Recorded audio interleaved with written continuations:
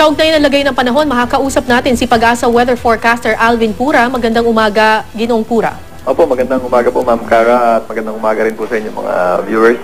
Alvin, nakataas pa rin ba ang orange rainfall advisory sa Metro Manila at ilang karatig probinsya? Yes ma'am, nakataas pa rin po ang ating orange rainfall advisory. Subalit kanina pa po yung 8:45. So meron po tayong update ngayong 11:45 dahil po 3 hours po ang ating validity ng ating advisory. Pero meron po tayong possible na downgrade or maaari po tayong baba na ng advisory or magiging yellow po ito. At pag sinabing orange rainfall advisory, anong ibig sabihin nito, Alvin? Meron po tayong inaasahan na heavy to intense na mga pag-ulan. Maaari na po yung magpaba ng mga kakalsadahan, lalong-lalo na po doon sa mga low-lying areas. At inaabisuhan na po natin ang mga kababayan po natin yan. Pag meron tayong orange, na mag-prepare na po tayo dahil heavy to intense po ang mga pag-ulan yan. At lalo na po kung tuloy-tuloy at saturated na yung mga lupa natin doon sa mga areas na mountainous or mabubundok na lugar ay mas malaki na ang chance po ng mga landslides po niyan at mga flash floods.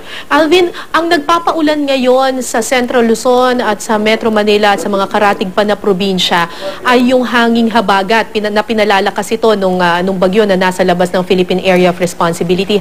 Sa tansya ninyo, hanggang anong araw itong malalakas na buhos na ulan na mararanasan natin dito sa Luzon? Actually ma'am, hindi naman po madalas na malakas po yung ating ulan. Meron din po yung mga breaks or mga lull sa kaulapan or meron din pong chance na tumigil. Sa katunayan nga po, yun nga, may possible downgrade po tayo.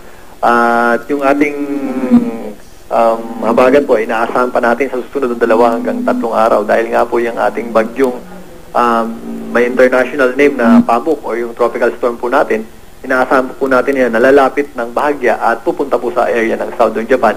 At dahil po dyan, patuloy niya pong hihilahin yung ating habagat. At depende po doon sa posisyon niya, yung malalakas na pagulan at yung mga kaulapan na darating po sa atin. Base sa inyong datos, kailan magiging maganda ang panahon or bubuti ang lagay ng panahon? At least for Luzon? Sa darating pong Friday at sa weekend, makakaasa po na tayo ng gradual improvement po ng ating weather. Maraming salamat sa iyo, Alvin Pura, Weather Forecaster ng Pag-asa.